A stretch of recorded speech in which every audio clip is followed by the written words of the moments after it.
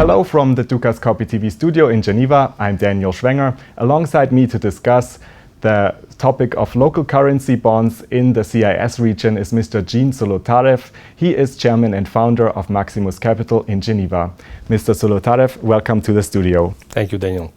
Mr. Zolotarev, what are the risks and challenges of local currency bonds, especially if we take the situation from the perspective of currency bonds in the CIS region? Can you give us a little bit an outlook for that?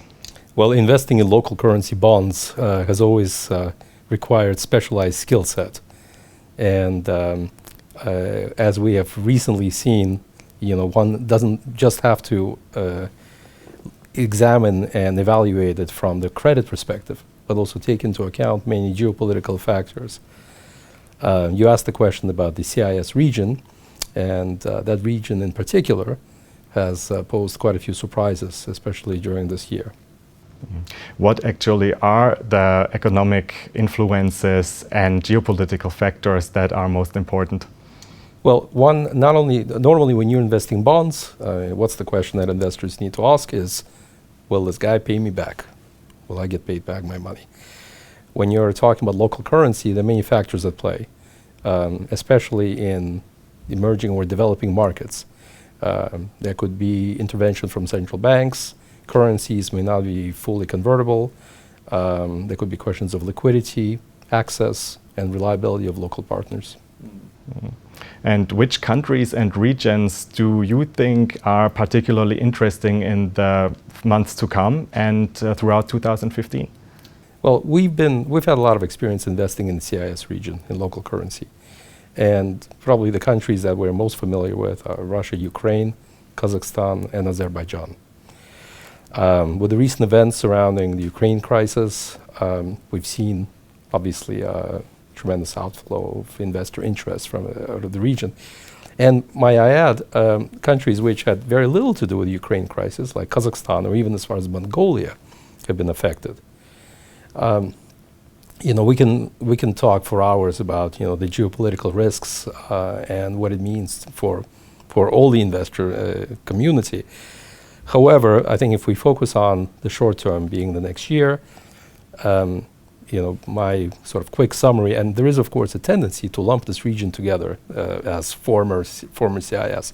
They are very distinct economies, which are not necessarily dependent on each other.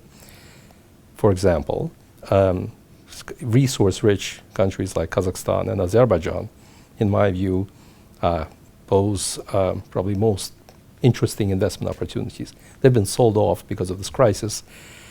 They don't have any immediate connection to it. Yes, of course, you can say that Kazakhstan is somehow linked in this whole Russia-China play. And Azerbaijan is, you can see that there's once again the conflict flaring up around with Armenia. But fundamentally, those are robust economies. They're resource and commodities rich, which means their currencies should begin to appreciate, especially in light of the recent sell-off. With countries like Russia and Ukraine, we've pretty much sold off all our Russian assets, not necessarily because of the credit risk, but because of the sanctions risk. We just don't see where it's going to go, and it has a potential to escalate. With Ukraine, with a slight sense of irony, you could say that its fiscal situation in some ways is even better than it was before the conflict, because right now there's a definitive commitment from the IMF and the central banks and big Western financial lenders to support Ukraine. There's just a fiscal, there's a moral commitment to the region.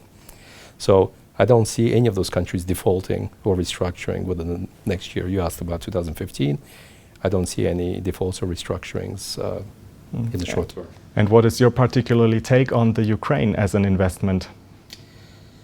Well, obviously, there should not be a major allocation for anyone.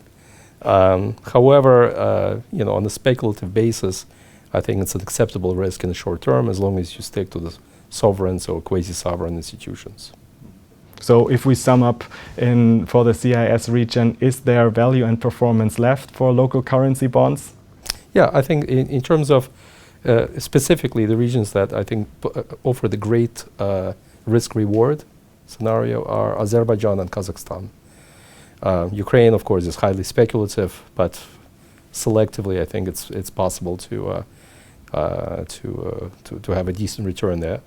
Russia, I would just stay away from for the time being. We just don't know where the sanctions will escalate. Mr. Zolotarev, thank you very much for sharing your expertise with us. Thank you for having me.